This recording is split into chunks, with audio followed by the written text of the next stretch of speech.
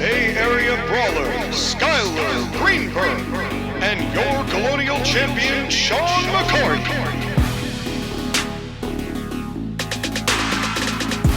Welcome to the Court-Martail Podcast!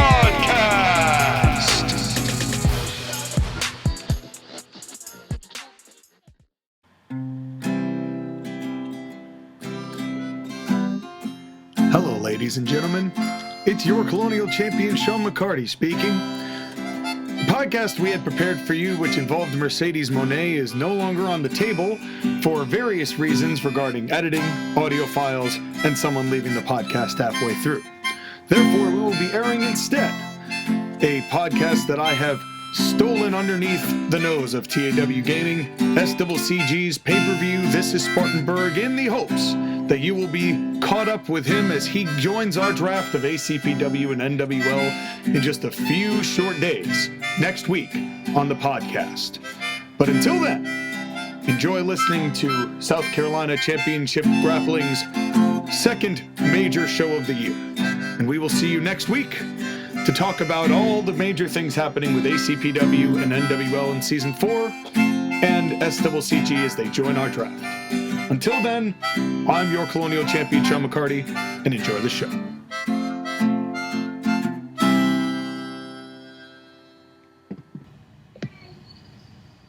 Welcome, ladies and gentlemen, to the Totally Awesome Podcast. My name is JoshAgeddon, and today we are doing This is Spartanburg, SCCG's second pay-per-view event.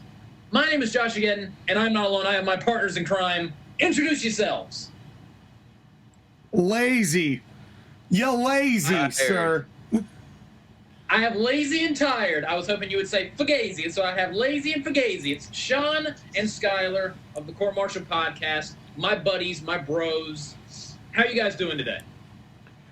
I hope your booking is not as lazy as your introductions, but I'm doing wonderfully. It is a wonderful Saturday here, and I am standing and breathing. Mm-hmm. Well, I'm sitting and breathing, so does that mean that everything's different on my end? Well, you are on the West Coast, and you have to sit down a lot more on the West Coast because, you know, the Coriolis effect and tectonic plates and the weather that the government pumps in and, you know, chemtrails. Yeah, the government is pumping in an atmospheric river every other day, so we have to deal with 5 inches of rain. That's right. That's how they get you. That's how they get you, Sky, every time. You hate to see it. But what we don't hate to see is quality pay-per-view action. I have my ticket stub ready. All right, so This is Spartanburg is our second pay-per-view event, and also after this, originally I was going to do ad drops, but the next TAP will actually be the second SCCG draft because I will actually be joining Sean and Skylar because they will be doing the ACPW versus NWL draft. So it'll be a 3-way draft. That's right. I feel like it's better because now you have the ability to access the pool of talent that we choose to release.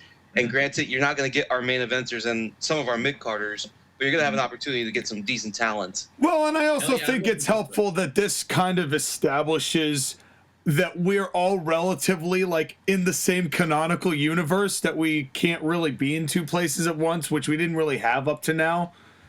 But now there's the actual, like, we now have established that, yes, this is all part of the same fantasy world that we're living in. Right, and we're not just borrowing a time machine so we can have Ted DiBiase from 2017 be here. Sorry, Ted DiBiase Jr., because he doesn't wrestle anymore. Yeah. We don't have to pretend that... Yeah, and you're no longer going to have Pat Patterson in drag. Oh, the good old days.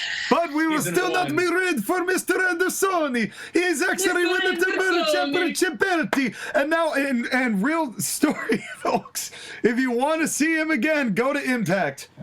Yeah, isn't he like the general manager of Impact or some shit like that? I kid you not, the director of authority.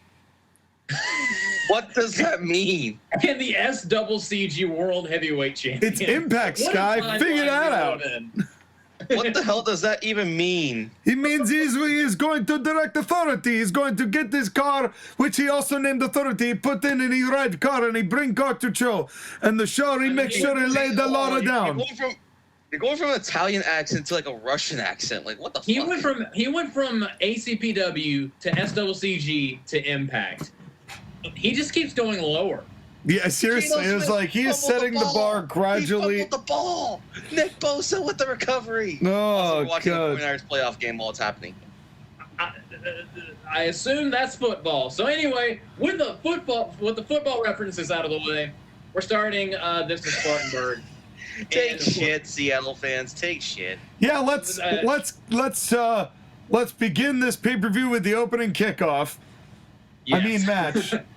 Well, first we are at the Benjamin Johnson Arena here in Spartanburg, and of course we start with the pre-show. The actual show has not begun yet, so this is the card for the pre-show. It's 3 matches. We have Hook versus Ilya Dragunov.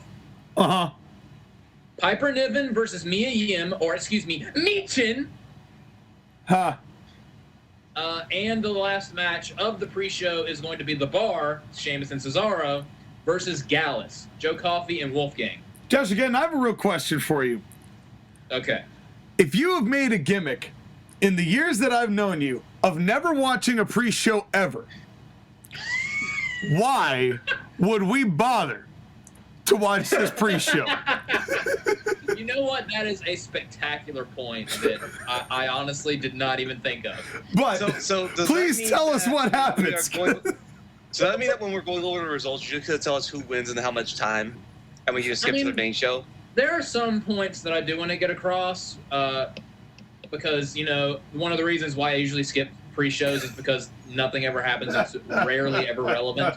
And I'm trying to elevate pre-shows over here. I know. I couldn't resist. Well, that's the thing. That is a very funny pre-shows point. too, and then I was like, nah, I don't want to do that. All right, so again, our first match is Hook versus Ilya Dragunov, a cruiserweight match. I actually would enjoy watching this, in all fairness. It does sound like a pre-show of matches worth watching, but... Those are 2 intense motherfuckers. I'd love that. So, how long does this... all pre-show matches have about a 15-minute time limit. So, who wins and how long does the match go? 6 minutes, 36 seconds, Hook wins. Okay, Sean. I'm going to say 15-minute draw. 15-minute draw. This match goes 8 minutes. So if we're doing Wheel of Fortune rules and Skylar is the winner, they have an intense brawl. And also, the most important question, does this match start with a collar and elbow tie-up? It starts with Hook going up with a comb and throwing the comb at Ilya Dragunov. Ilya Dragunov eats the comb, and then they call an elbow tie-up. Just swallows it in one bite. I mean, I could see them doing some sort of like Greco-Roman approach instead, like a knuckle lock or like the bumping chests or whatever. You know, it's like something of that nature to start the match. Not necessarily has to be a collar and elbow, but something like that. Sean, you're absolutely right. It's not necessarily a collar and elbow tie, but it is some grappling, some ground and pound, trying to struggle for control. Match goes about 8 minutes, and the finish is Hook is in the corner, and Ilya goes for the red torpedo, the flying headbutt. Hook avoids it, and Dragunov like bounces headfirst off the top turnbuckle, but he doesn't like fall back into the ring. He like is like almost in Tree of Woe position on the ropes because he like torpedoed himself so hard. Hook gets him to the top rope, and you know the Tazplex where he has him like in a choke and then like throws him? Yes. He gives him a super Tazplex cover, 1, 2, 3. He pins Ilya Dragunov. It seems like a little much to do a super Tazplex from the top rope on a preliminary show, right? I know, but I didn't want Hook to submit Ilya. That's an owie. Why not just give a regular Tazplex? Because I don't know. It's a super Tazplex. Deal with it. I think you should have built 3 more turnbuckles on top of the original 3 turnbuckles, so then he could get on top of the 6th turnbuckle and do a 6 turnbuckle Tazplex. That's my critique. I think you need more turnbuckles. A scaffold Tazplex. Yes, but all just made of turnbuckles. But only specifically the number 6, because we're in Christian land and we need to make sure that we have the devil be represented. The match, in real talk, the match itself, 8-minute match on a pre-show. If you're trying to get people, theoretically, because this is a pay-per-view, to watch the main show, that's not a bad match to have on a pre-show. I don't necessarily know whether that is blowing your wad on a high spot. I mean, I probably wouldn't have a superplex go on in the night until maybe the end as a result. But your format is a little bit looser when it comes to moves, so I think it's fine. Okay. Right. It's not like we're questioning your booking decision. Well, you are, Skylar. Skylar, I think you're being very personal about it. I think you're going right for the jugular here. You're attacking this poor man's soul. And this is just the first match. This is the pre-show match, and you are taking a javelin right into his penis. I mean, why specifically the penis? Because Sean knows me very well. He knows right where I like it. I know both of you very well. So So look gets the win. Jesus Christ. What a start. What a start. So our second match, things can only get better from here. Piper Niven versus Mia Yim. How long does this go, and who wins? 4 minutes, Piper Niven. Let's move on. Piper Niven leaves the ring, gets counted out because she's been attacking the announce table mercilessly. She wants to eat the announce table. This is a 3-minute match. Oh, and Taz, before we continue, Taz got to see his boy win. Yes, he did, and he was very happy about it at commentary, because commentary is Taz and Todd Grisham. Yes. Yeah, as we have previously. As we've documented. So it's 3 minutes, and Piper is already visibly annoyed that she's on the pre-show. She wants to be in the title match, but she's not. So this starts, and Mia Yim is like talking trash. So Piper Niven, like as soon as the bell sounds, cheap shots her, and Mia Yim barely gets any offense, and Piper just finishes her with a Piper driver. 3 minutes, Piper Niven demolishes Mia Yim. Put the big girl over. She should have eaten some meat chan ramen noodles. She punched her in the meat chin. Crickets. Next match. I would have laughed, but I was drinking water, and I didn't want to spit take all over my laptop. So our third matchup is a tag team match: The Bar versus Gallus. Who wins, and how long does this match go?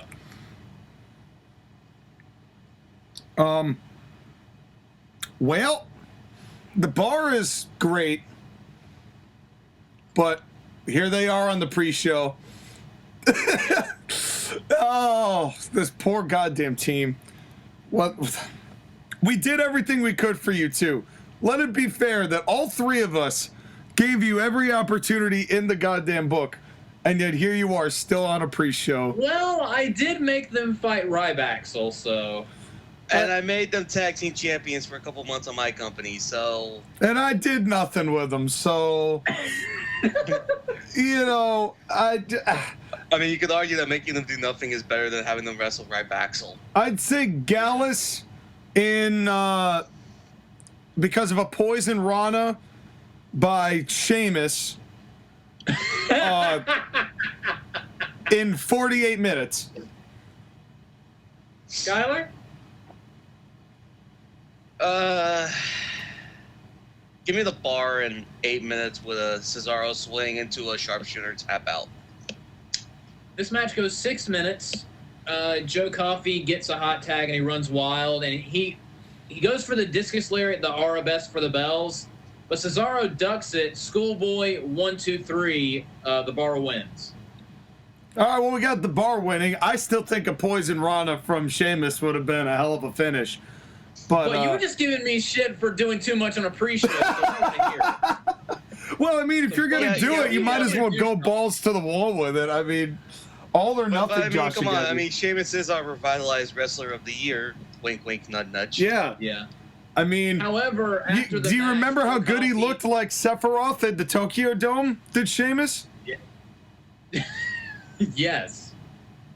But anyway, so it's one of those finishes where Joe Coffey is like yelling at the referee and he's saying, that was 3, that was 2, I kicked out.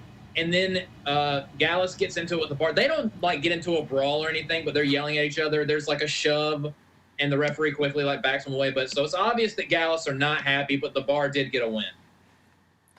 Good for the bar.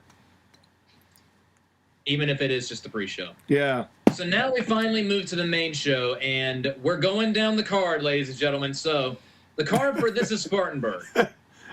We have Zack Sabre Jr. defending the Cruiserweight Championship against Darby Allin. Okay. We have Layla Hirsch versus Raquel Gonzalez, not Rodriguez. Yeah. We have Kenny Omega, Sephiroth versus The Fiend, Bray Wyatt. And Oh Sean's my God, I favorite forgot about this match. Oh, good granny. I would Good. actually love to see that. Good Granny Smith apple. Also, I would take The Fiend, like, back when he was hot over whatever Bray Wyatt is doing. I just do not care about what Bray Wyatt is doing right now with Uncle Howdy. It's just not interesting. Explain to me what it is. Oh, I look, don't you can't. know. Oh, look, you can't. He's like, But that's Bray Wyatt's career in a nutshell. pretty much, yeah. Yeah, well, but there was at least some like, if you really dissected what Bray was saying during those swamp interviews, like, there was a point to them. This has been meandering nonsense that has made no sense and feels like there is no point to it. It feels like they're making shit up on the fly. Yes. On the upside down B thing that their you know logo what company is. this is, right? Huh? You know what company this is, right? Yeah. Yeah. And he's going to turn. Oh, and if he takes Alexa Bliss again and sets her on fire the way that he was set on fire, he's going to turn her into an Alexa Bliss biscuit. That was so... Country fried Alexa Blisket. I was going to say that she's going to have more goose shooting out of her forehead, but whatever. That was amazing. That's the jelly on top of the blisket. Yeah, that's the jelly on the biscuit. With Bray Wyatt sausage in the middle. Anyway, Skylar, do you regret your laugh yet? After that, we have our tag team title match. Cedric and Shelton, the Gold Business, versus Primo and Epico of We Weren't Entertained. We have what would definitely be probably the show stealer, Samoa Joe versus Kazuchika Okada for the Internet Championship.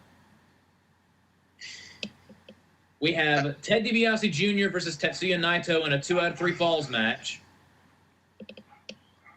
We have Maiko Satomura versus Mercedes Martinez in a women's championship match, which would also be pretty good. And our main event, Anthony Corelli defending the world title against John Morrison and Tommy End in a 3-way ladder match. I forget how weird your roster is, being like a mid-teens WWE mixed with New Japan, mixed with AEW. Like, I don't know how to describe it. This is a show that's gonna happen. Yes, it is a show that will happen. like again, I don't have any criticisms because these are the guys you picked. Yes, you do. Because you Yes, you're going to shit all over the entire thing tonight, as will I. But you cannot sit here and tell these fine people. I love my friends. You can't even sit here and tell. I love the children. You can't sit here and tell these people that we are not going to take gigantic dumps all over this booking, as good as it may be for a pay-per-view. I get it. It's nothing. It's no nothing offense, personal, Joshua, but it's like, because you started your show like a year and a half after ours, and we got the chance to like get a majority you of talent. basically bought up all the real estate, and I'm like, just like, is this guy good? Yeah? No? Dude, we are literally WWE and WCW punching ECW in the face right now. Just like, no, you're not allowed to be good. You're not allowed to have nice things. You're not allowed to be successful. I feel like the match that kind of hurts it the most again is the tag team title match, because those two tag teams, oh my goodness. It is such early, early, like mid 2010 WWE. It just feels weird now. Well, I'll tell you what, I think that doing the draft with all three of us involved is going to be a good way to kind of clear that and get that squared away. And now that will give an even playing field and may change the fate of who is first, second, and third. Well, at least who's second and third, and there's no disputing who's first. But, this is your pay-per-view. I'm sorry, I didn't mean to step all over it, but I'm going to do it again. Yes, now you're trying to be too nice. Maybe. But anyway, so our first match is Zack Sabre Jr. defending the SCCG Cruiserweight Championship against Darby Allin. Since this is a pay-per-view, the undercard matches have a 20-minute time limit. How long does this go, and who wins? See, I know Zack Sabre Jr. is the master of the long match, and I know that he typically takes like 15 minutes to warm up before he does a 30-minute match. So I'm going to say 17, but I'm going to say Darby Allin wins. Okay. I'm going to say 19 minutes and 58 seconds. I'm going to say Zack Sabre Jr. wins because his face gets weirdly more square shaped. His head looks more reminiscent of an Easter Island head with each passing minute. He should do Ilya Dragunov's finisher instead, because his head is basically a giant rock. He would never get concussed doing a flying headbutt off the top rope because his head is literally the Easter Island head. Yeah, and if he ended up having a wife and kids, they would be perfectly fine, totally unharmed. But anyway, so that got dark quick. He looks like What Gumby. the fuck was wrong? Joshua, what the fuck was that? He just made a threat to Zack Sabre Jr.'s family like it was nothing. Anyway. Come on, don't be a blockhead. You think Zack Sabre Jr. Come on, you think Zack Sabre Jr. fits in, but his whole life he's been called a square. Oh, man. But His head's rectangular, for those of you who didn't get what the baseline of that joke was. Remember the whole crux of Zack Sabre Jr. right now is that... He's 90 degrees? I'm sorry. The fact that cruiserweights are high-flying all the time, it's basically killing the credibility of the cruiserweights. And that's why no one takes it seriously. And Zack Sabre Jr. is like, I'm champion because I keep it on the ground, because I'm smarter than all of you. That's right. Zack Sabre Jr. does not like high angles. Any angles that aren't exactly 90 degrees, he's got a very big problem with, because all the other cruiserweights are either acute angles or obtuse angles. That's not the way I roll. I'm a right angle, and that's why I'm the world's I'm the cruiserweight champion. So the match is 11 minutes, and one interesting thing to start is it does not start with a collar and elbow tie-up. It does start with Zack just out wrestling Darby Allin, just schooling him. Whenever you have the pro wrestler versus the amateur wrestler, the amateur wrestler is going to shine, showing off. Yeah, he's giving him the old Pythagorean theorem treatment. Yes, he is. Yes, he is. He's like, solve for C, bitch. And so he's just being cocky. And at numerous points during the match, Darby Allin tries to do his rocket out of the ring suicide dive, but Zack catches him in midair with a guillotine and transitions to a submission hold on the outside. He goes for that springboard back splash that he does, where he basically smacks his opponent with his back, but Zack catches him with a German suplex. So here's the finish of the match. Darby actually hits that flip over stunner that he does that sets up for the coffin drop. He goes for it, but Zack rolls out of the way. Darby lands on the mat, and Zack stacks him up and then does a bridge on top of the stack up. Cover 1, 2, 3. Zack Sabre Jr. wins in 11 minutes via pinfall. It didn't seem like the right time to take the belt off Zack Sabre Jr. because, as presumably, you're saving that for a confrontation of somebody who is not necessarily the same in the ground game, but doesn't necessarily do high-flying cruiserweight work either. I wonder who we might be talking about. Similar, his style is similar enough. Right, and I no disrespect to Darby Allin, because it would definitely be an interesting match dynamically, because he lays his dives in and he launches. It's not like Square Jaw McGraw would be prepared all the time for Darby Allin coming in with the dives, but there would just all it would take would be that one. It would be an interesting match. I think it would be decent to open, and I'm not surprised that Square Jaw McGraw is the one to win. Skylar, your thoughts? Darby Allin is fine, but he's also young. Like, he has time to, like, fill out. Yeah. It's just one of those things. Well, actually, he's 30. Never mind. Anyways, He needs to stop wearing pantyhose. And get some damn definition in his legs. Get some tights, damn it. He's like a stick person. He's like Mighty Guy. Joshua, Darby Allin is you if you were a wrestler. Pretty much, yeah. Hey, listen. No wonder I hate him so much. Listen, when I was in high school, I was a part of a weight club, and I was on the wrestling team, and I was actually kind of jacked. I was bigger than Darby Allin. It's just I haven't exercised in like 5 years, and I've shrunk. Yeah, I can relate to that. I could definitely relate to that. I'm kind of surprised that Andy doesn't ask you to exercise more because she wants more from her husband. She doesn't really care. Skylar, I said we got to shit on his wrestling, not him as the person and his relationship. And me as a person. Now it is. Well, Now it is getting personal. Zack Sabre Jr. and his family, so I might as well family. But anyway, so speaking of what Sean was alluding to, Hook actually comes out on stage having won his pre-show match, and he makes the title belt motion and starts pointing at Zack Sabre Jr. So Zack Sabre Jr. responds by going to the outside over to the announce table, and he just bitch slaps the shit out of Taz and hops over the barricade.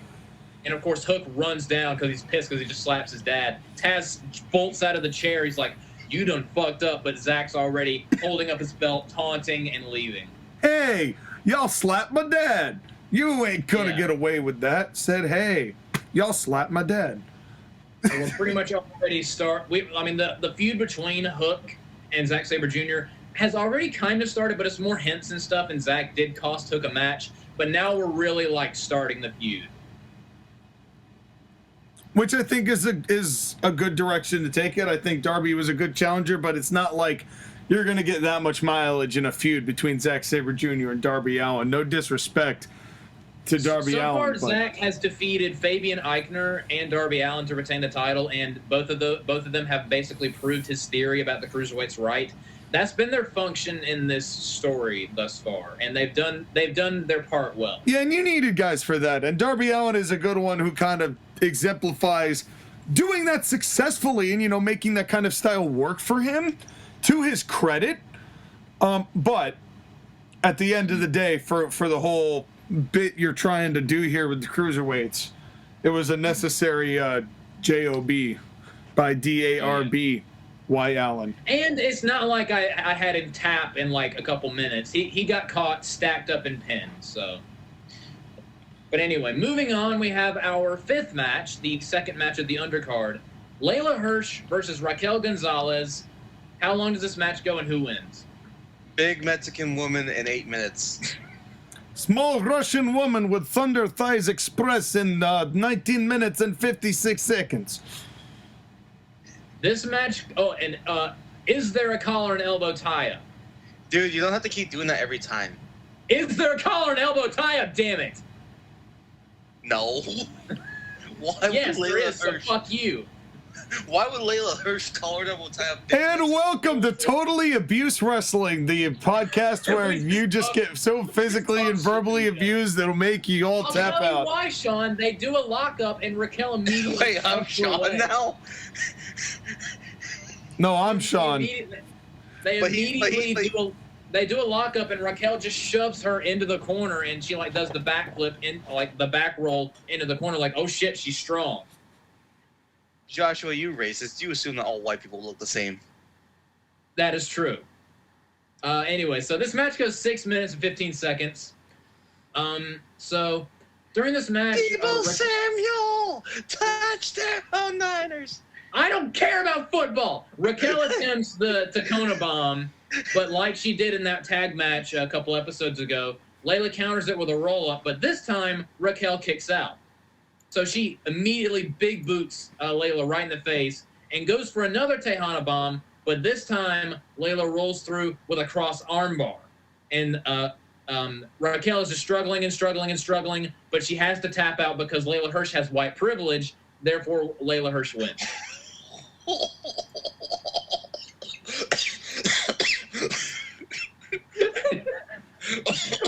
What is this episode? Well, let me tell you something, JoshAgeddon. For a match, Let me tell you something, brother. for a match that was that intense and that grueling and that difficult, I can't believe Deebo Samuel caught that pass and got another touchdown in for the San Francisco 49ers. That is We are unbelievable. just straight up. You know what? Fuck my co-host this episode. No, I kid. I'm a grown adult. But this, I must say, I'm surprised that Layla is the one who gets a win here. Considering that Raquel Gonzalez was somebody who was, I don't want to say she was necessarily of full prominence, but she was of more prominence. Just a few short. Well, how long has it been since we did one of these? A while.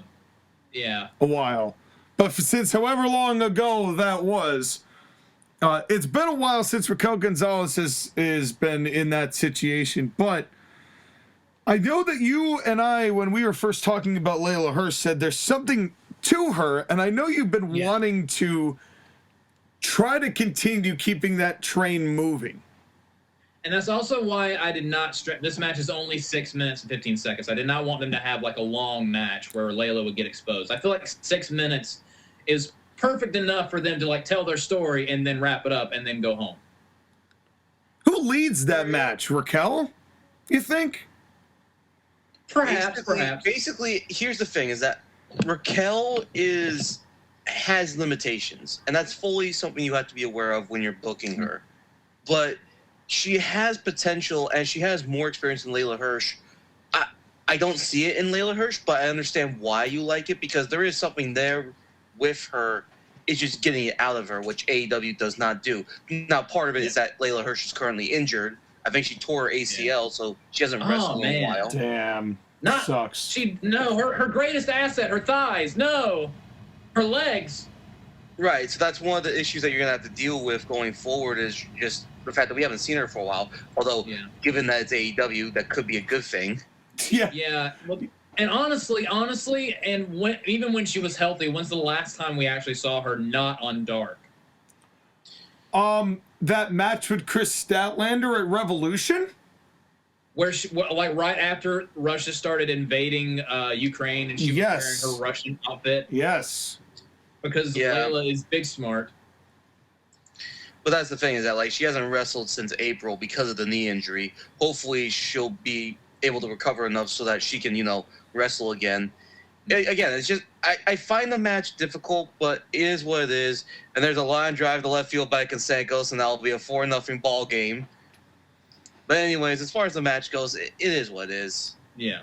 Well, the thing is, I think the smartest move you could do with these two, especially because they're both kind of limited, is keep this match as short as you can. So I Joshua, think 6 minutes is solid. White privilege line in there.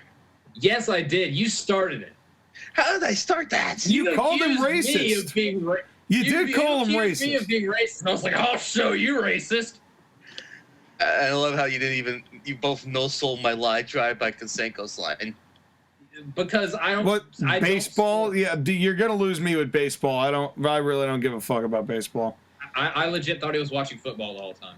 I mean, at the end of the day, you miss 100% of the shots you don't take. Wayne Gretzky, Michael Scott. Yeah, I was about to say, I thought Michael Scott said that. I love The Office. You know a baseball player I've heard of? Babe Ruth. Anyway, moving on. So we go back. I love his candy bar. Yeah. So we have all the members of We Weren't Entertained, and basically Anthony Corelli, the world champion, is having like a little a war room, not like an actual war, but they're all gathered together and they're discussing what they're going to be doing tonight. And Anthony Corelli walks and he's like, all right, guys, we're going to do tonight just what we did at SummerSlam. We were in multiple matches at SummerSlam and we won all of them. We ran people out of this company. Now we are poised to win more championships. Primo and Epico, you know what you have to do? You're walking out of here with the tag team gold, right? And both Primo and Epico were like, right. And then he looks at Ron and he's like, Ron, you and Tyrus are going to accompany them to the out there against the gold business. And, you know, things start looking hairy. Got to help our boys out. We got to walk out with some gold. And Ron's like, yeah, you know I'm good for it. You know I'm good for it. And Tyrus just stands there and does nothing, which is what he should only ever do. That's NWA heavyweight champion Tyrus. Sadness. Just why Billy Corgan? Anyway, but while he's talking, he's interrupted by John Cena, the SCCG general manager. And John Cena says, you know, I couldn't help but overhearing you guys making your little huddle, your little battle plan for tonight. Tyrus and Ron can be out there for the tag team title match. That's fine. But I have instructed the referees to look very carefully. If they start screwing things up or trying to get involved, the referees are to immediately eject them. Also, I know that the main event, the three-way ladder match, is no disqualification because it's a ladder match. However, I want to see if you can get it done alone this time, Anthony. No disqualifications, no one coming in to save your ass, none of that. If any one of your goons come out during the ladder match, not only if you somehow retain will you be stripped of the title, you will all be suspended without pay. And not the last time where it was just a couple shows and then you were back. No, this time there will be legitimate consequences. So you better do it alone, Anthony. And John Cena leaves. And so of course, Anthony, like he was like drinking something, so he throws the bottle and it shatters. And then they're just unhappy as we go back to ringside. And he said, who said that? I heard a promo. I no see a man. I no see a man. We give a room a promo like a bloody line. Why are we told that we don't fight? No, why are you do this? I mean, let's take care of business tonight, gentlemen. I don't know where that came from. We're gonna be completely unfazed. Don't look in my sock drawer. There's no snakes in it. I know. Anyway. Yeah, fuck Bray Wyatt having a multiple personality disorder. That should be Santino's gimmick, and he should be trying to segue, Sean, because you know what's next. Would it be Kenny Omega versus Bray Wyatt? It is our next match: Kenny Omega versus the Fiend Bray Wyatt. Skylar, how excited are you for this match? Just because I know you would love it, Sean, I'm having him come out like he did at New Japan at Wrestle Kingdom with the Sephiroth song. Oh, God. How much money do you have to spend? No wonder you're third. Yeah. You're spending it all on a Sephiroth entrance. Good granny. Yeah, and masturbating everywhere. Yeah, so it's Kenny Omega versus the Fiend Bray Wyatt. How long does this match go, and who wins? Skylar? Why you gotta do this to me? You did it to yourself. Because I'm a sadist. And I forced you to draft him, so. Yes, you did. It's the Fiend Bray Wyatt. He wins in 12 minutes, whatever. Sean? What was the time limit on these? 20 minutes. 19 minutes and 59 seconds. Kenny Omega with a one-winged angel, just one. Okay, this match actually goes 7 minutes, and I'm not going to get too crazy into it because, you know, I've already mentioned that I'm planning on dropping Kenny Omega. This is like his last match. Omega nails a couple of V-triggers that Bray no-sells. They go back and forth a little bit, but nothing Kenny does works. He does actually, like, get him up in the corner and go for the one-winged angel, but while he has him up on his shoulders, Bray just sticks his hand in his mouth, mandible claw, Omega falls backwards, Bray lands on top of him. He has him in the claw. Omega passes out. The referee counts the pin. 1, 2, 3. Bray Wyatt wins. Literally crushes the man with his girth. I'm just thinking of the visual of Kenny Omega's eyes the size of quarters just bulging out of his head while the mandible claws on him, and the close-up camera shot of Kenny Omega's eyes, him like overacting his eyes up, down, and left and right, and just being like literally going in fucking circles. Oh my God, it's just it's like the Mario head at the beginning of Mario 64. Hello! And anyway, but But yeah, Yeah. The Fiend with a big win over Kenny Omega. Well, I don't know if it's a big win, but it's a win. It is a win. Why did you have to do what you were doing in AEW, Kenny Omega? Just why? Like, Because we know what he is at this point. I mean, is anyone surprised? Is anyone actually surprised by Kenny Omega and what he does? I'm not surprised. I'm disappointed. I don't know what to say anymore. He's just a fucking goof. I mean, yeah, it wasn't even that competitive. Nothing Kenny Omega did even phased Bray, and he just got him with the mandible claw. You know what? So now Kenny Omega needed to be in a red Hell in a Cell with 1 billion chairs, I think, and then he would have won that match. Yeah, and a sledgehammer and a referee saying, "No, this isn't you." And then later on, Bray Wyatt loses to one jackhammer. Anyway, so it's the end of the undercard. We have a little bit of a intermission, and when the intermission's over, fans come back, yada yada. We have our next matchup, the Gold Business, Cedric Alexander and Shelton Benjamin. I'm starting to get tired. Versus Primo and Epico for the SCCG Tag Team Championships. And now, on pay-per-views, all mid-card matches have a 25-minute time limit. How long does the tag team title match go, and who wins? Sky? 9 minutes and Black Void Charisma Team #1 wins. Wow. 29. In case you're wondering, that would be the Gold Business.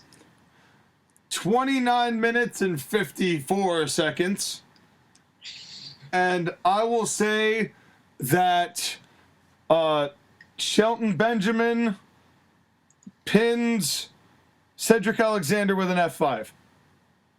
With a 630 splash. Both. Okay. An F5 So that he lands a 630 splash on in addition to. Yes. He hits a 630 splash, then goes up and hits another 630 splash, then does the worm 1, 2, 3. Anyway, so match starts with a collar and elbow tie-up. It's about 12 minutes long. So basically, Shelton makes the hot tag to Cedric, and Cedric goes wild, and he's super energetic. He has a very fiery comeback.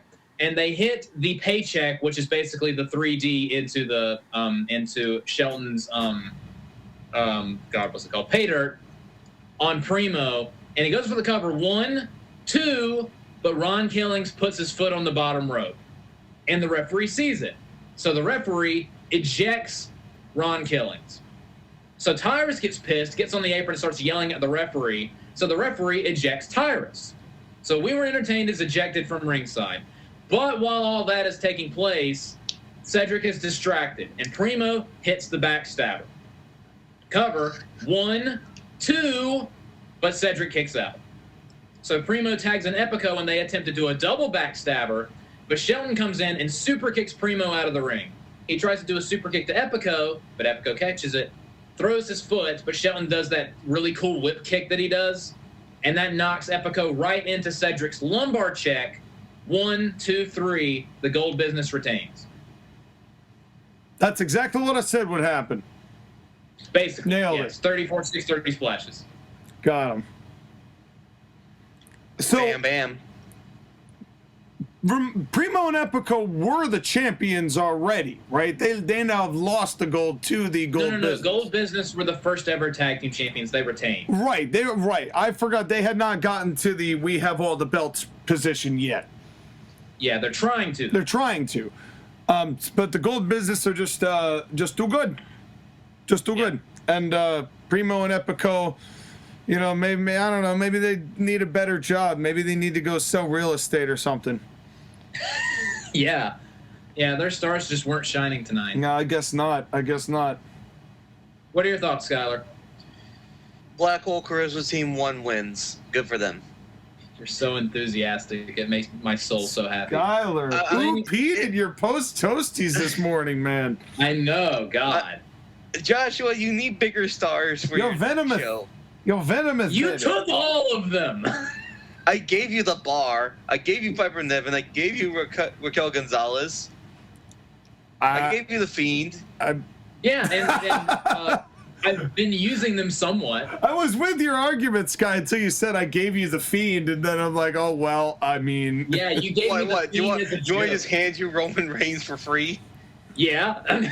Well, I already have plans, so I would probably say nah. Well...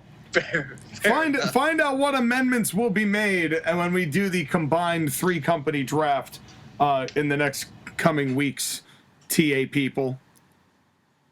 that actually works. Totally awesome people. Aren't you guys so happy watching this that we love you so much? Oh, look at Subscribe. that. Look at that. I came up with something to help this channel again. Yes, I know. You're And definitely what, not has being my, male. has my contributions of Carmella and Elfberg not been... Yeah, real beneficial to the recognized channel's real growth? Josh again. How about you give Skylar some props? No wonder he's shitting on your mean- show. Yeah. I mean, I'll come over to your house and I'll just do whatever you want, buddy boy. But anyway, moving on. So we go backstage. John Morrison is working out, like doing some parkour stuff, preparing for his match. But he stops. Wait. Doing some parkour stuff like what? Like Spider-Manning his way through the locker room? Like...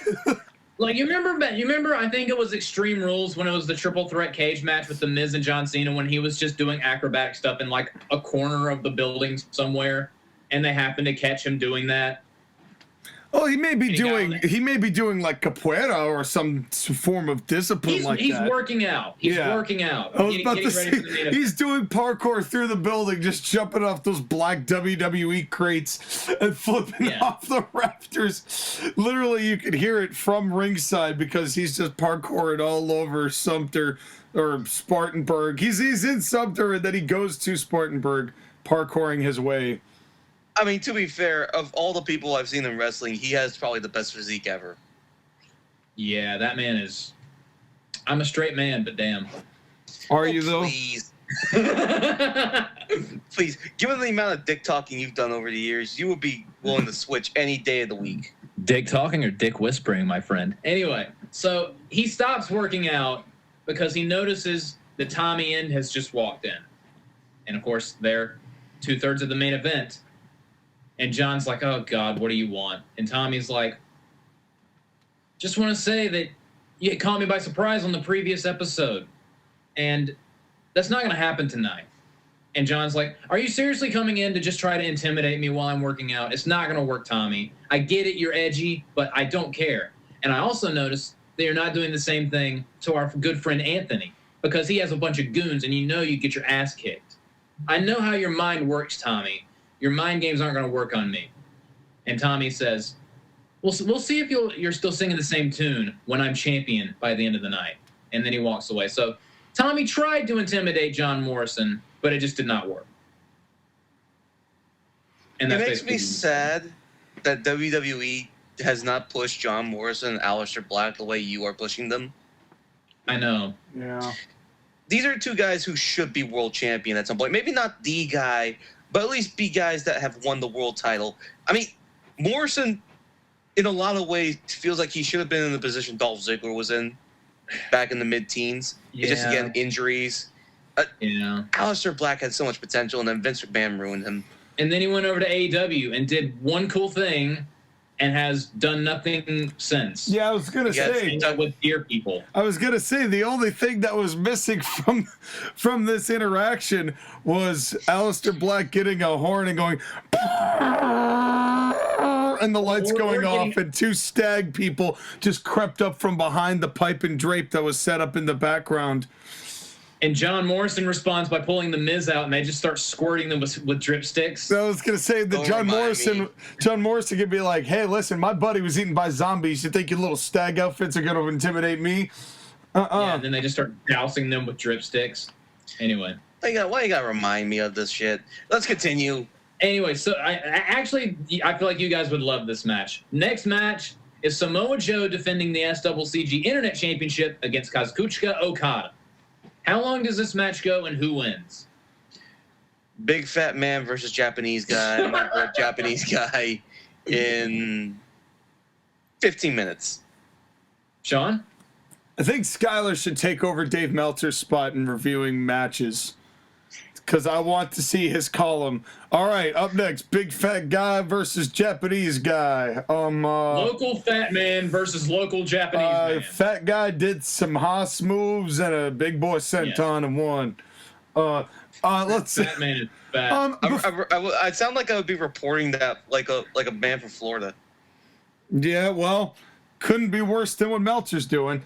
But in any case, before I answer this question of who wins and how long, I've got a question to ask the both of you. Somebody brought to my attention recently the idea that Kazuchika Okada in many ways is the John Cena of New Japan, where they will not stop putting him over and protecting him and making him seem like the biggest thing to happen to professional wrestling, and it's getting to the point where it's hurting New Japan's audience and the creative interest in it. What do you see that as something that has caused problems in New Japan, and is it getting to the point where Okada on top is overstaying its welcome? Let me answer that with this. You know how of the three of us, I'm the New Japan fan of the group? Yeah. As much as I like Okada, not only did, COVID kind of kill my interest in it, Okada literally won the main event of Wrestle Kingdom this year. It's not that interesting. And his match with Jay White, while good, it was just another Okada match. I mean, him versus Omega was in 2017. Yeah. I've seen it.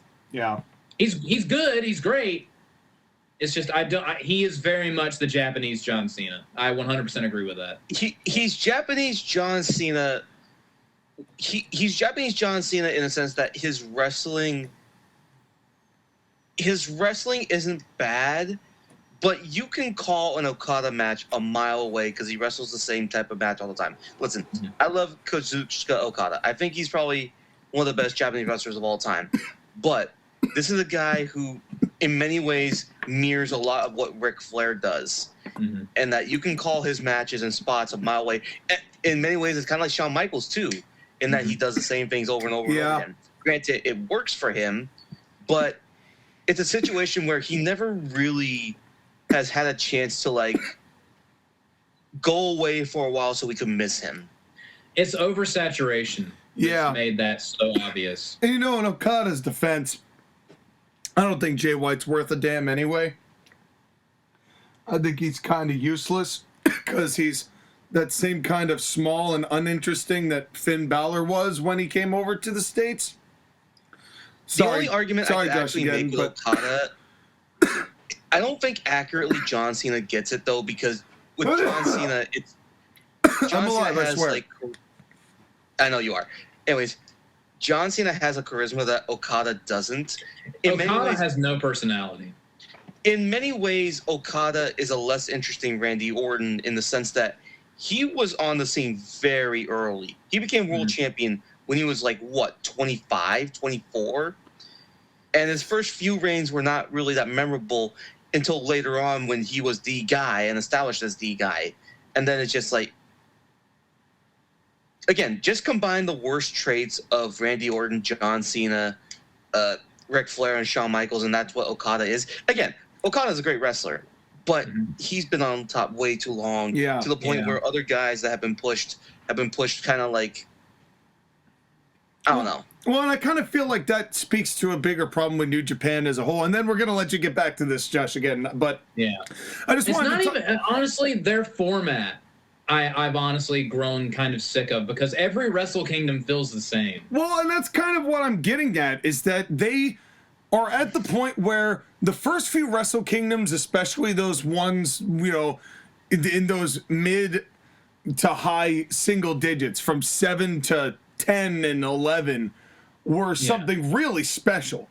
They were something new and they felt big and grandiose. And I don't think, in a lot of ways, the same where Raw and SmackDown started using the same arena, they never changed up their presentation from that success. And that includes 10 to 15 years of the Bullet Club. And it's at this point, you cannot tell me that that's over anymore. It was hardly over to begin with. But dude, when I watched Wrestle Kingdom, there was like a couple Bullet Club matches that were just tag matches. I skipped those. I did not care. yeah, because it's 11, 12 years old. They're suffering from the same problems, really, that Vince had. Is he finally found, once he realized there was nothing else that he really that he had to do, there was nothing to fight against, he found his formula, was content with his formula, and was determined to run that formula into the ground. And I feel like New Japan is kind of getting that same level of monotonous, and then COVID hits, and that doesn't help either. Yeah. And COVID basically killed my interest in New Japan, and they have failed to re-interest me. But I mean, all of this is to say that, like, I'm not saying Okada isn't a star. He 100% is a star. But I'm noticing, too, that New Japan is not really developing any new major stars of their own either that are drawing interest from the other groups, except Tony Khan, because he's a masochist for dumb shit. But, like, also, I feel like this isn't even new what they're doing with Okada, because didn't they do the same thing with Tanahashi? Like, use him for years and years and years, and then finally the only reason why they started pushing Okada is because Tanahashi was getting too old. Yeah? Yeah, because Tanahashi was the original John Cena / Ric Flair. Yeah. By the way, here's something worse, though. You know how we bemoan AEW for the number of championships they have, right? Yep. AEW has 8. Mm-hmm. New Japan has 12. Yeah. They really are the ones who wrote the formula on having a bunch of useless belts all on their show. They did that before it was popular. Did you see Zack Sabre Jr. won their first television belt? Did you see what that thing looked like? No, I didn't. The IWGP Television Championship is like literally a square brown box. It is hideous. He pulled his head out of the belt. Oh, God. His head is literally the belt. Seriously, look up this belt. It is the ugliest looking belt. Oh, it is God. literally a square. Why would you have a belt? Like, I don't even like the new design for the IWGP World Title. It's like a weird. Like, also bad. Also bad. Looks bad. This is literally a square. It's like a rectangle. Sean, look at that picture of the belt. Oh my God, that is terrible. That is an ugly ass championship. That is literally the one design that they give you for free in the default settings of created championships in the video games. That's the one that is free. The one where you spend no WWE money, you did no story mode, you only can buy plastic material. That is the design you get when you spend no money on it. You know that famous picture of John Cena when he was holding up that cardboard championship when he was like 5? Yeah. That's pretty close. They literally raided John Cena's home and stole that pretty close. But anyways, let's go back to this actual mid-card match. Yeah, so all of this is to say I think Samoa Joe's going to win. And honestly, I'm not even going to fuck around. You're right. Samoa Joe does win. It's a 19-minute match. It's a really good match. Okada hits the Rainmaker, but Joe's really big, so it staggers him, but it doesn't knock him down. He tries to hit another one, but Joe counters it with his own huge lariat that turns Okada inside out. Picks him up, Coquina clutch. Okada passes out, and Joe retains. Got him. Good win. Mm-hmm. Other thing, too, is that Okada's finisher is a clothesline. It's not even a clothesline like JBL's clothesline. It's just a short-distance clothesline that doesn't really... bleh. Why else do you think I had Joe practically no-sell it? There you go. So after that, we again go backstage. Primo and Epico are like, they're doing the thing with the ice bag. They're healing up. Ron and Tyrus are upset. Anthony walks in with his title, and he just slams it on the table, and he's like, damn it, guys. What happened? We weren't entertained does not lose. I don't understand, guys. Like, and now you can't even be out there for my championship match. Like, what the hell happened to the plan? And you were supposed to do that backhanded stuff behind the referee's back, not when he was looking at it, Ron. And Ron was like, I'm sorry. He was about to lose. I was trying to do what you said. And Anthony's like, I don't want to hear it. I don't want to hear it. All of you are on thin ice. And with that, he picks up his belt and angrily leaves. So now I'm teasing a little bit of dissension among We Weren't Entertained. I have one question about this. Mm-hmm. We're on thin ice or what? That is a question that will be answered later on. It's like, oh, what power does he hold? And also, I just, for some reason, I just see... I see Anthony Caroli just getting in Ron Killing's face as Ron's not looking at him going, "You messed up, Ron! You did wrong, Ron!" You idiot, Ron! You want... No, I want you to tell me the truth. Are you incompetent? Ron! Ron looked and said, "You can't handle the truth! Ron! Ron! Ron!" Yeah, I want Ron to be my new ringtone.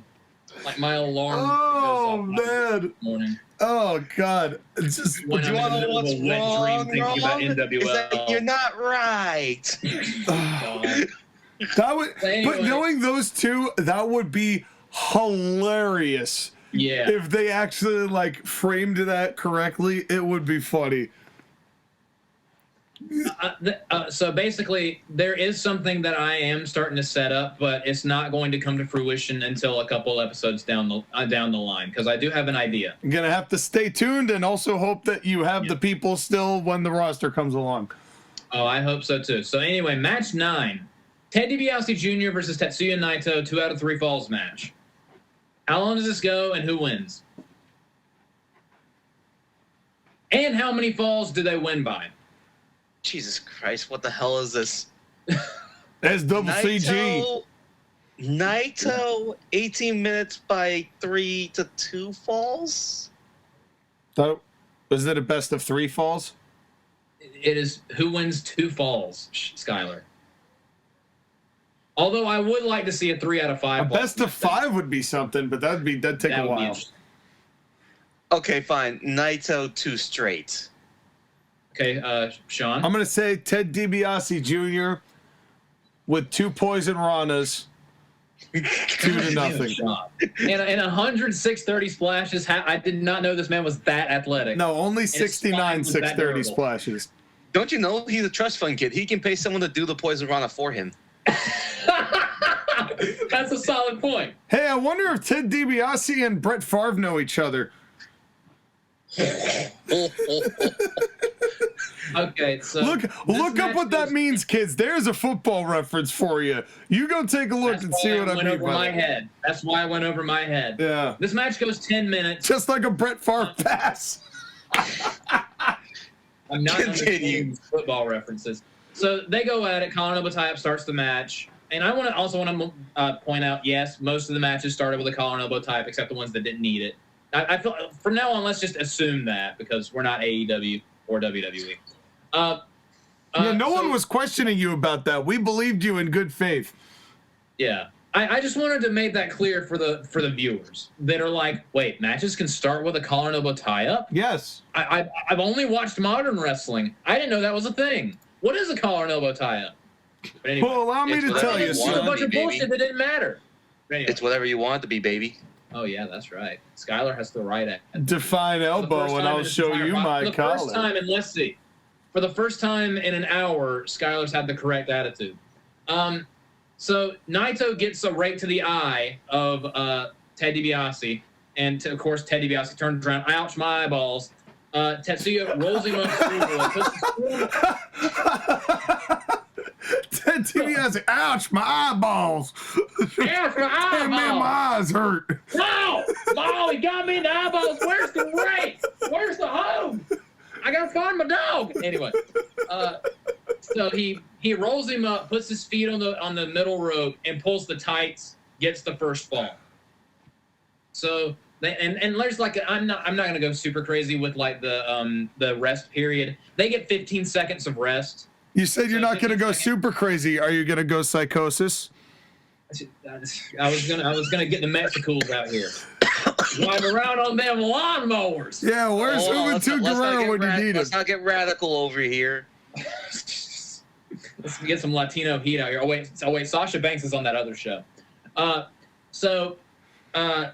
The 15 seconds pass by. Ted's still like acting like his eyes are bothering him. So Naito kicks him in the gut, goes for Destino, but in mid Destino, Ted counters it and hits him with the Dream Street 1, 2, 3. So now they're even. So Ted picks him up, tries to go for it again, but Naito grabs the rope and like just gets Ted off of him. So Naito goes under the bottom rope and he's taking a powder. Ted follows him and they scuffle a little bit. And Naito shoves him up against the apron. So Ted like hits the apron back first. And that's the only apron spot on the entire show, AEW. JoshAgeddon. So Ted's like, oh, my eyes, oh, my back. Don't leave my pussy in my This is the hardest part of the ring. the hardest part of the ring, on my back. Oh, God, mate. So he hit, and so then he grabs his arm and hits him with another Destino on the outside of the ring. And the referee's already at a count of 4. So Naito gets back in the ring, and Ted's fighting, he's scratching and crawling. The referee's at 8, 9, 10. Ted does not get back in the ring. He almost makes it, but he's just a second too late. Naito wins 2 out of 3 falls, and the second fall he wins via countout. Oof. And also, I feel like just the thud from a Destino on the outside, that would be kind of sick. Yeah. And unfortunate, but this is a count out I like. Yeah. Because I also want this to be I almost want this to be like, oh, did he concuss Ted DiBiase with that? Because, after this, I'm dropping Ted, so this is a way to write him off. Back to the past to play these shitty games that suck ass. Yeah. Go back to the DiBiase posse. That's right. But you were saying, Sean? This is a match that happened, and I do like the fact is this your first count out? I've done a time limit draw. I don't think I've done a count out. Because as the fact that this would be a count out as the last fall, you don't see that very often. Truthfully, to have a count out as the last fall of a best of 3 falls match, as far as like how best of 3 falls matches are presented nowadays anyway, but like I do like this as a finish, and also because of you're using this as kind of an angle to get rid of Ted, but this also allows Ted to pursue other opportunities and Poison Rana talent elsewhere. God damn it. And it also gives Naito like a bastardly win. Right, because it's not clean. It's not, oh, he was the better man. No, he just injured the guy. The bastardly Tetsuya Naito. That should be his new gimmick. That's how they have it. The dastardly. So it's like Sabu's homicidal, genocidal, suicidal. Oh, God, yes. It's the dastardly, masterly. Plastardly. He's also an alcoholic. Why do you think he's also always grabbing at his eyeballs? So now we move on to our last match of the mid-card. Maiko Satomura, someone that Sean McCarty has totally heard of, versus Mercedes Martinez. Not Mercedes Monet, an actual good wrestler named Mercedes, for the SCCG Women's Championship. In our, it's also the last match of the mid-card and our co-main event. Who wins this match and how long does it go?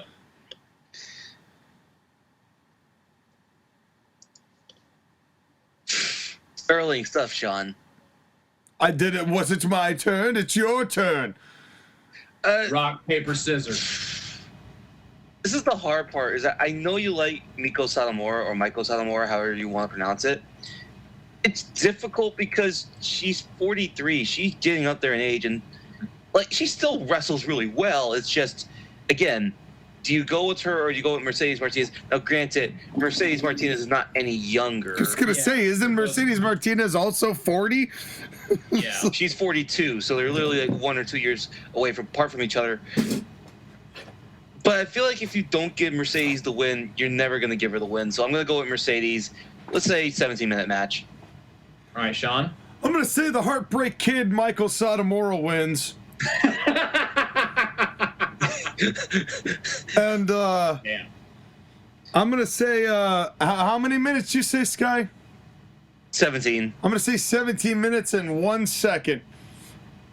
Okay, I actually looked up their match in the Mae Young Classic because that match was awesome. That match went about 11 minutes, so I'm giving this match 11 minutes and 15 seconds. It was like 11 minutes, 12 or 13 seconds, so I went with the safe 15. Yeah, that's what I said. So are you telling us to just watch that match? Basically watch that match.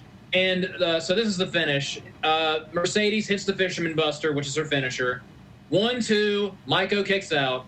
She goes for another one, but Maiko counters and hits the jumping DVD, her finisher. Mercedes kicks out. We get the obligatory finisher kickouts because it's the last pinfall match of the night.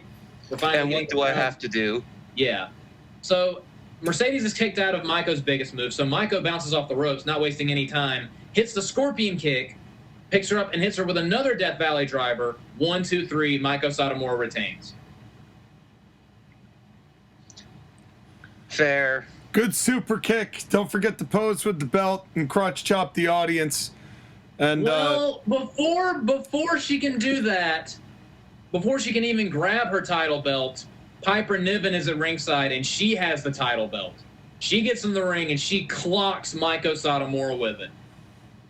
And Piper's just strutting around the ring with the belt saying, "This should be mine. This should be mine." And she sees that Mercedes is getting up. She goes over, grabs Mercedes, hits her with a Piper driver, and the camera's been off of Maiko. Maiko's been off in the corner. We turn back to Maiko, and Maiko's bleeding from the forehead. We've got some juice. okay. So then Piper goes over, picks up Maiko, and gives Maiko a Piper driver. This one is on top of the Women's Championship belt. Ow. And so then she starts yelling at Maiko's face, yelling and screaming at her, and then she rubs her hand on Maiko's forehead, looks at the camera, licks her bloody fingers, and wipes Maiko's blood across her chest. And then she walks away. Hello, hepatitis. Yeah, she's getting some of that hep. Hepatitis A, hepatitis T. Hepatitis. Any of that, just the whole alphabet. So she leaves, and that's the end of that. So I'm going to go ahead and spoil it. The reason why I had Maiko win is because her feud is with Piper Niven, and this is going to lead into the third pay-per-view. I'm going to go ahead and spoil it. The main event is going to be Maiko Satomura versus Piper Niven, who's been going on like a Godzilla Rampage mode, in a First Blood match. How revolutionary. Yeah. Your thoughts, Skylar? I just want to say I'm happy that you're using Piper Niven as the monster that she can be. Same. Mm-hmm. Same. Yeah. Plus, it's women bleeding, and we know how that makes a certain group of people really queasy. Because only men can bleed, apparently, unless it's that particular time of the month. But, you know, she's not wiping that blood on her chest. It's a weird show. Anyways. Yeah, well, I think that's the funniest part about the whole argument, though. It's like women bleed once a month, and men don't say shit. But then women bleed on camera, and they're like, "Oh, that's a problem for me." And this is the only. Not only is this like the only juice on the show, this is basically the only actors that we've had on the show. That's true. So, well, kind of. We had a little bit of a shouting match on the pre-show. I mean, Taz went and got slapped. And the thing with Taz, but other than that, that's been about it. It's right. So anyway, it's not been constant run-ins. Yeah, we are. It's not like Jeff Jarrett, TNA or WCW, where there's constant run-ins every match. So we have another intermission, and now it is time for our main event. And since this is a ladder match and it's the main event, there's no time limit. Anthony Corelli defending the SCCG World Heavyweight Championship against John Morrison and Tommy N. How long does this match go, and who wins? 1,000 minutes. You are correct. And Anthony DiNozzo wins. 30 minutes, John Morrison pins Anthony Corelli. It's a ladder match, Skylar. He pins him on the ladder and grabs the title from the top of his body. So this goes 22 minutes. 22? Oh, man! Goldberg! Jesus! There was 5 of them! Why me? Anyway. Why me? So, and like I mentioned previously, there's not like 100 ladders at ringside. There's 2 ladders and maybe a third one underneath the ring in case they need it. And they don't. There's not like 100 spots. There's just basically like a 3-person match where there just happens to be ladders around. So just a couple of the crazy. There are a few spots. Like there's a spot where Morrison, like Corelli and Tommy End are fighting on one side of the ring. They're like punching each other, and John Morrison does that move where he springboards out of the corner, like with a ladder next to him, and like. He's on the ladder, and it like teeters over towards Anthony and Tommy, and he falls off with the ladder, like, and basically clotheslines and splashes both of them. Can you guys visualize what I'm trying to say? Yes. Yes. So that's the spot. There's a part where John Morrison tries to do a move, but Anthony backdrops him on a ladder. We get that obligatory ladder spot. One of the craziest spots that we do is actually Morrison has Anthony Corelli sprawled out on the announce table, and he has one of the ladders on the outside. He tries to do a diving move from the ladder on top of Anthony through the table, but Tommy End cuts him off.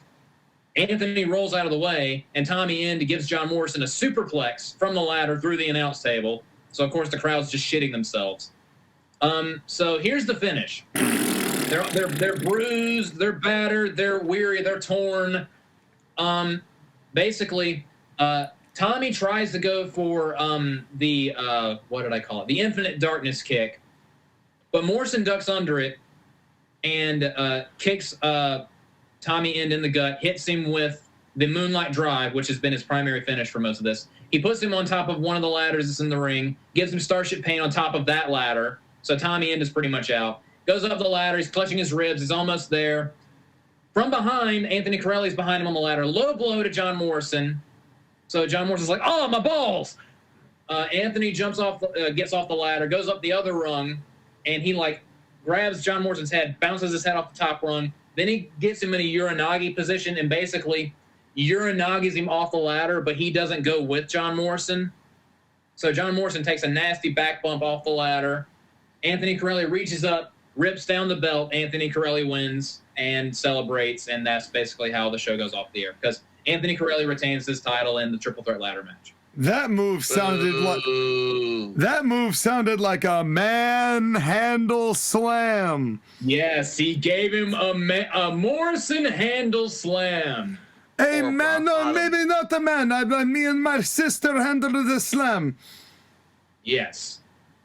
So even though his group lost the tag team title match earlier, Anthony Corelli is still the world heavyweight champion and the top heel in SCCG. What a poopy face. Yes, what a poopy face. Somebody should whip his ass soon, I tell you what. Skyler? So, I got nothing for that. I was just waiting, for some kind of response, but okay. Skyler, your thoughts on this match and This Is Spartanburg as a whole? This Is Spartanburg, again, is kind of like, in many ways, a setup for what you're planning on doing in the future. Like, it did accomplish a lot of things, but it also feels like hey, this is going to be a good show, but stick tuned, because we're going to have a lot better shows coming in the future. Yeah. It's not the big blow-off show that I expected at the beginning, but maybe that's kind of like I have my expectations a little too high. Even still, I think you put on a good show, and the biggest thing is that there's a lot of interesting things now that are set up for the future that hopefully you can deliver. Yes, absolutely. I will say, I think this is much better than Sumter Slam, because I just feel like I had too much shit going on at Sumter Slam. Like, I had several, like, gimmick matches, and I still hate where I placed the Rage in the Cage match with Braun Strowman and Tyrus. But I feel like this show would be a much easier watch. Yeah, okay, here's my statement. This compliment sandwich is how I'm going to do this. The first compliment is that I do really always appreciate restraint, and the fact, like, I think the finishes were a lot more creative in that respect than perhaps other matches and shows that you've done. As far as what's going, like, for example, the count-out finish. You know, I really like that as the end of a best of three falls, because that does not ever happen. It happened one time between Rey Mysterio and Alberto Del Rio back on SmackDown in 2011. Yeah, and I'm sure that was done just as well as you did it. I'm sure, there's no way they could make that look like a total piece of balls, crap. and then Ricardo Rodriguez was holding Rey Mysterio's leg from outside the ring, and then Rey actually got counted out because he couldn't get in the ring because someone was holding his leg. Oh no! Yeah. Why do I remember that? So, anyway, the compliment was I appreciate the restraint and the originality of the finishes. The kind of to Skylar's point, this was framed like a B pay-per-view and it felt like one. Yeah. But the compliment at the end of that is for a B pay-per-view, this was a very good pay-per-view. I think this, like Skylar said, got a lot accomplished as far as what you're trying to do and where you're heading, down the road, especially for as often as we get episodes in of this show. I think that there is, definitely, it's definitely difficult considering that you're doing week to weeks and then pay-per-views, because at some point, you've got to either figure out what the timeline is or theoretically hot shot angles that would not normally progress that fast. And that's something that we're guilty of too in the format of ACPW and NWL. Like, there's no way I would pay off, some of the feuds that I have going if I was booking week to week in just 3 weeks. There's, what I'm saying. So inherently there's going to be moments, I think, that you end up with those kinds of situations. But I think this show particularly gives enough of a background for what is going on and why people are upset. I think that where most of my ding points have been has been me, making jokes about like him saying like, "Oh, don't make me get so mad," and then everyone being like, "Or what?" It's like, and those are questions that you want to be left with because you want to know what's going on moving forward.